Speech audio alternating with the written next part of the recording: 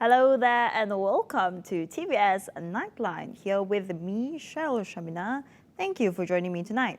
And as always, let's get to the headlines.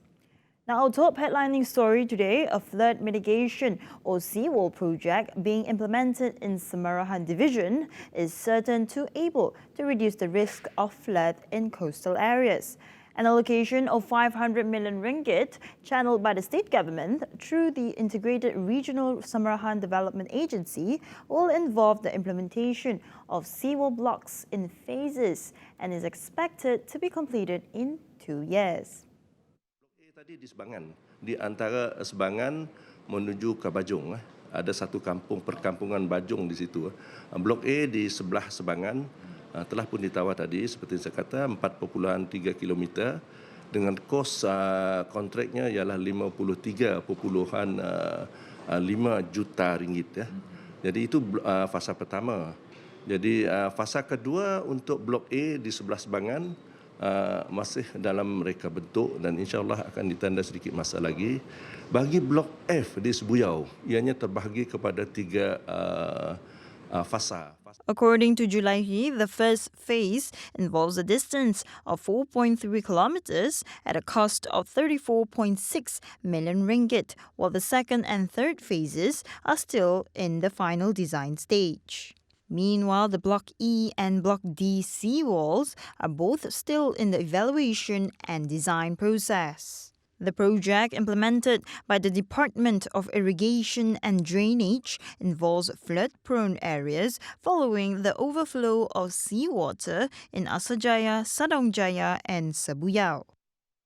Jadi kita berharap dengan adanya benteng laut ini, ianya akan dapat mengembirakan penduduk tempatan, terutama sekali tidak lagi berhadapan dengan limpahan air pasang besar, tidak lagi menghalang mereka menjalankan aktiviti pertanian, tidak lagi sebagai satu igawan, terutama sekali kalau pasang besar itu berlaku pada sebelah petang hingga ke malam. A huge part of the budget was allocated to Sebuyau as the local government is highly affected during high tide phenomena involving a sum of 375 million ringgit out of the 500 million ringgit allocation.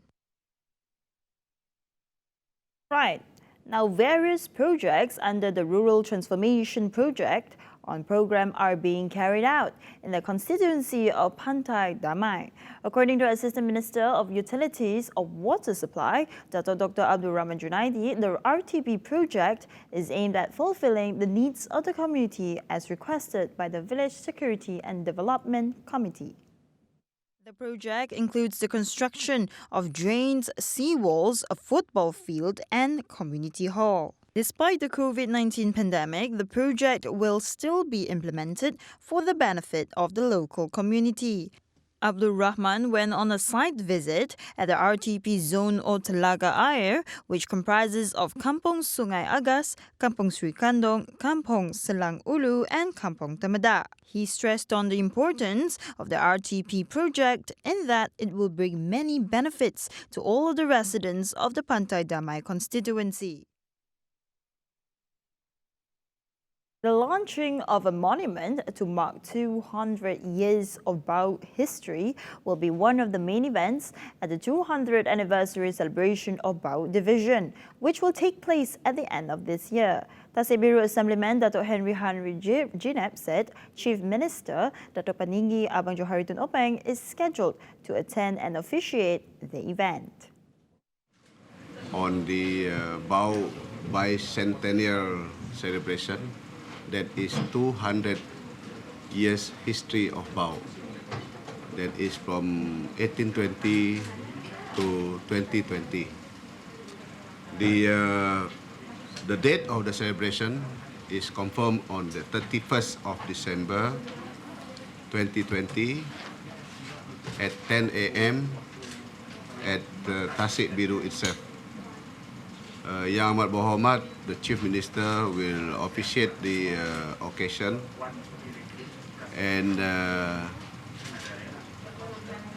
on his arrival, the event of the day, on his arrival, he will unveil the monument pole of the BBC to 2020. Since the 1820s, Baut Division was the earliest to propel Sarawak's economy that is famous for its gold mining and anti-money industry. Baut today is set for major transformation and development plans proposed for the town under the 12th Malaysian Plan. We have the transformation component, what we are doing before moving toward Greater Baut. In connection to this, Henry also revealed that the three main ethnicities, including the dominant people, have greatly contributed to the development of Baut district. As a dominant majority, what we are doing in order for us to move forward the community. I think this is very important aspect when it comes to the Bidayah community as well. I don't say the other communities are not important. Also, coming together, the three major races, and they are also playing important role toward building Greater Baut. Agencies involved, including the state's Public Works Department, Agriculture Department, non-governmental organizations, Dayak Bidayuh National Association, and many other related agencies. A good news as the Ministry of Housing and Local Government, or KPKT, aims to replace old housing with more comfortable new houses. Now, this will be done through the introduction of the Public Housing Redevelopment Policy. Minister of Local Government and Housing, Zuraida Kamarudin, said the B40 groups will be able to live comfortably in the bigger house as compared to the old houses through the policy. She added the current method of repairing public houses, including People's Housing Project or PPR, is no longer economically viable compared to the rebuilding of a more worthwhile new home. Furthermore, Zuraida said the party approves of the restoration of old houses, but without the expenditure from the government, the involvement of the private sector could also be utilized. The policy is in the process of being upgraded and will be brought up to the cabinet and presented in the parliament for approval. She said this to reporters after attending a meeting with the Kedah State Housing Exco on Saturday. The government will improve and update halal standards, particularly those of imported meat and meat products. According to a minister in the Prime Minister's Department of Religious Affairs, Dato' Seri Dr. Zulkifli Muhammad Al-Bakri, the government would also review how exporting countries obtain halal certification for the products that they export to Malaysia. The media reported that a meat cartel was believed to be involved in smuggling non-certified meat from China, Ukraine, Brazil, and Argentina before repackaging them with fake halal labels at a warehouse in Senai, Johor. In addressing the meat cartel issue, Zulkifli said the legal aspect also needed to be improved to ensure that appropriate action would be taken against the perpetrators. He told reporters after handing over food donations from the Federal Territories Islamic Religious Council to residents of the Taman Wahyu People's Housing Project on Saturday. He also advised consumers to refer to the list of registered products and their halal status on JAKIM's website. Now on to the next news. The young Di-Pertuan Agong Al-Sultan Abdullah Riayatuddin Al-Mustafa Bilal Shah is undergoing a 7-day self-quarantine upon returning from the United Arab Emirates, UAE. The special flight with the king on board arrived at the Kuala Lumpur International Airport at 11 a.m. today. Upon arrival, Al-Sultan Abdullah went through the COVID-19 screening at the airport's Bungaraya complex, adhering to the standard operating procedure set by the Ministry of Health. After the screening test, His Majesty wore the pink wristband and will undergo self-quarantine for 7 days, while members of the delegation will do the same at locations determined by the ministry. Earlier, before departing for home, Al-Sultan Abdullah went through the COVID-19 screening test at the Abu Dhabi International Airport. The 5-day special visit to Abu Dhabi by the King, which ended yesterday, was at the invitation of its Crown Prince Sheikh Mohammed Zayed Al Nahyan. The King 5-day visit was filled with Hubara bastard hunting activities with the Prince of Abu Dhabi at his farm in West UAE.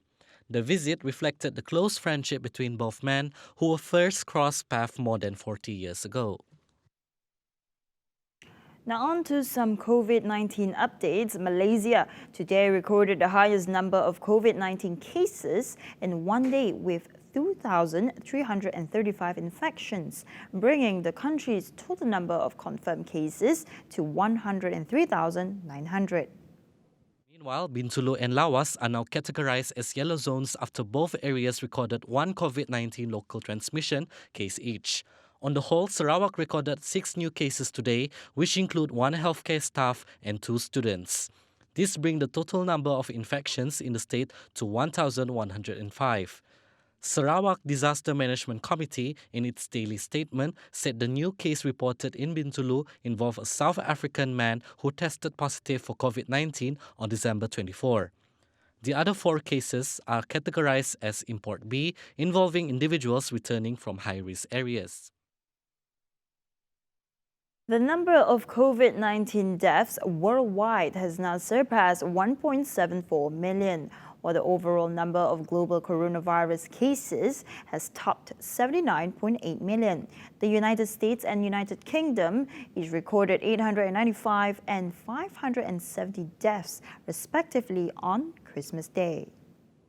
Based on Johns Hopkins University data, USA continues to record the highest number of deaths with 329,000. Meanwhile, Brazil, India and Mexico collectively recorded over 100,000 deaths. Italy, United Kingdom, France, Iran and Russia make up the countries recording over 50,000, while other countries recorded between 30,000 to 10,000 death cases. The Small and Medium Enterprises, or SME Association of Sarawak, has hailed the recent decision by Sarawak State Disaster Management Committee, or SDMC, to resume the hiring of foreign workers effective January 1st. According to President of SMP Association, Dato Sri Charles Voon, employers of many various sectors would face difficulties in recruitments if hiring of foreign workers was not allowed. While the association welcomes the new policy from January 1 next year, they also hope that employers in the state will prioritize employing local workers. This is to ensure that the rights of Malaysian and Sarawakians are upheld, besides providing opportunities to the local workforce, while at the same time reducing reliance on foreign workers. However, Charles believed that opening up the door to the recruitment of foreign workers would also help address the shortage of workers in certain economic sectors. He said although most of the shortage of workers was faced by employers in industries such as construction, the state also required high-skilled technicians and professionals to take care of specific maintenance jobs at factories. SDMC's chairman, Dato Amar Douglas Uga, said the committee's decision was in view of the number of positive COVID-19 cases in the state involving illegal immigrants. He reiterates that employers who wish to recruit foreign workers into the state must follow several standard operating procedures that have been set in place. Now, as we dive into going digital, the Ministry of Human Resources will introduce a new app to enable two-way communication between the government and local and foreign workers. The app will serve as a platform to enable workers to notify the government on any misdeeds on the part of employers. According to Minister of Human Resource Dato Sri M. Saravanan, the app is expected to be launched on January 11 and will give workers the opportunity to inform the government about errant employers neglecting their workers' welfare. Saravanan stated that as of now, workers have no means of access to the government to lodge complaints. For example, when employers do not provide comfortable accommodation according to Act 446 or do not follow health standard operating procedures, employees can get indirectly lodge a report to the government and their identities will be protected. Meanwhile, Saravanan also reiterated his previous statement that the government will not compromise with errant employers who neglect the welfare of their employees. Rapid Rail Sdn Berhad has assured that its public transport services are safe and will operate as usual. Previously, one of its offices at the Bandaraya Light Rail Transit or LRT station has been found to be positive for COVID-19. In a statement today, Rapid Rail said its trains on all routes have been set for cleansing and sanitization at peak times and after the operational hours each day. Besides that, it said its staff on duty at all the station and in the trains also stringently adhered to the standard operating procedure such as wearing a face mask, ensuring personal hygiene and avoiding contact with the passengers. The station officer was tested positive for COVID-19 2 days ago and is now receiving treatment at the Sungai Buloh Hospital. The incident happened in a closed area and the station officer did not have any contact with passengers while on duty. Following the test result, the management of Rapid Rail, which is the LRT network service operator, carried out sanitization and cleaning work at the workplace of the staff member based on the guidelines set by the Ministry of Health. As a precautionary measure, other staff members who had contact with the station officer were instructed to undergo screening tests and self-quarantine for 14 days, as per instructed by the Ministry of Health standard operating procedures. Parti Pusaka Bumiputera Bersatu, or PBB, has established a special task force aimed at tackling fake news. This was done in preparation for the 12th Sarawak state election next year. According to PBB Information Chief Dato' Idris Buang, combating fake news is important in securing the integrity of information being put into mass circulation. Kita dapat menyebar maklumat yang tepat, menangkis daya-daya palsu, fake news dan sebagainya yang diajukan oleh pihak pembangkang. Selalu mereka mengkritik tapi tak tahu membina seperti mana saya selalu katakan. He added that social media plays a vital role in spreading misinformation and fake news. Usually, such information spreads through easy-to-access apps such as WhatsApp, Facebook, and many more. Instead, he insists that we should always rely on trusted news sources such as TVS Sarawak, UKAS, and Sarawak Information Department to combat fake news. Social media, melalui WhatsApp, Facebook dan sebagainya, kita mempunyai page-page yang tertentu, ya, yang kita selalu gunakan, ya. Dan sekarang ni kita melihat ada pihak TV Sarawak, ya, UKAS, dan sebagainya, ya. Jabatan Penerangan pun memain peranan, dan anda semua, yang mempunyai sistem media yang begitu bagus, media visual dan audio, ya, radio dan sebagainya.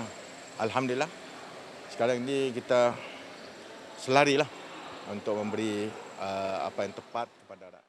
Idris said this when attending the launching ceremony of the Saberkas 2.0 Sports Carnival at the Community Hall in Kampung Melayu, Kota Samarahan. Now on to some crime development. Police arrested 2 people and seized 25.87 million ringgit worth of drugs at the Nibong Tebal Industrial Park in Penang in an operation conducted over 3 days. Penang Police Chief Dato' Sahabuddin Abdul Manan said a team of police officers and personnel from the State Narcotics Criminal Investigation Department conducted the operation that began from 7 p.m. on December 21st until 11 p.m. on December 23rd.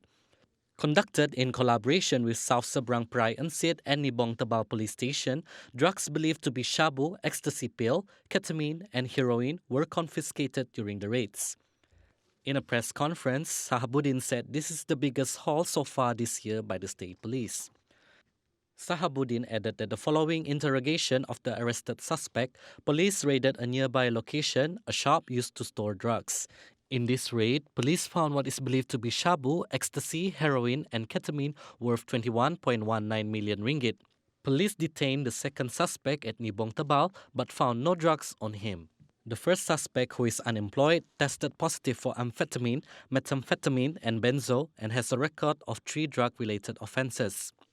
The 43-year-old second suspect, who works as an online seller, tested negative and has no priors. They will be remanded for 7 days starting December 23rd, with the case being investigated under Section 39B on the Dangerous Drug Act 1952. The police will investigate whether the 4 suspects who were shot dead yesterday had a larger network of accomplices to carry out criminal activities in Selangor since early this year. All 4 men, believed to have been involved in a robbery at a house in Rawang yesterday, were shot dead by police while trying to escape. In the 1 p.m. incident, a police team who had received the information regarding the robbery had spotted a suspicious-looking car of Perodua Asia and began tailing it to a road near Sungai Buloh Hospital. According to Selangor Police Acting Chief Dato' Arjunaidi Mohammed, investigations are still being undertaken to determine the possibility of other accomplices connected to the 4 suspects. He added, checks revealed that all the suspects had been involved in more than 50 mass robberies in Selangor since early this year. Now on to local sports news. Kuching City FC's 15-day tour series, held since December 8, has produced positive results after successfully identifying a few new talents for next season's Premier League. Kita pun ada mengenal pasti pemain-pemain yang baru lah, yang untuk kita bawa untuk trial masa apabila Coach Ifan telah datang lah. Rami dia mau dekot bawah 23 Rami lah. Cuma mungkin dalam seorang dua kita akan nyembak setidaknya untuk naik training dengan pasukan senior dulu lah. Ada Bintulu dengan daripada Muka. When contacted, Iswandi revealed that tour series also proves that the Kuching-born sports team drew a lot of support from fans in other regions of Sarawak. Alhamdulillah, Kuching berjaya. Pertama, kata orang positif lah, keputusan yang positif daripada kesan jelajah. Lekat berjaya macam sebelum tu mungkin kebanyakan lah orang ingat Kuching tu untuk tim Kuching je lah. Cuma tapi daripada hasil dia, Rami dah tambahlah kurang-kurang daripada segi bahagian lagi 1%, 2% adalah penyokong-penyokong kedua tim Kuching tu. Iswandi also added that Kuching City FC has enough time to prepare a lineup of players for the President Cup in view of the tournament taking place in the second quarter of next year. Masa jelajah kami orang Rami nemu bakat-bakat yang ada kita tu di seluruh Sarawak, especially untuk bawah 23 tahun untuk pasukan belia dengan presiden untuk pasukan Kuching. Cuma kini tu kami orang mungkin secara kata orang kita belum tahu pasti tarikh untuk Piala Presiden tim belia. Secara daripada info daripada FAM, kejohanan akan bermula daripada Jun, akan bermula pada Jun kelak. Dua masa yang terlalu lama. So kini tu kami orang Kuching plan untuk mengumpul player-player yang kita jumpa masa tour yang kelak dalam bulan Februari kelak. Wrapping up the Nightline tonight, as we all know, Senior One Town is a bazaar that is over 100 years old, located in the small town of Senior One, Bau. It is one of the local heritage sites left by its people who have migrated to Kuching and Bau district. Senior One, a small town which had similar features to a cowboy town in the Wild Wild West, has only one main road and is definitely quiet during the day.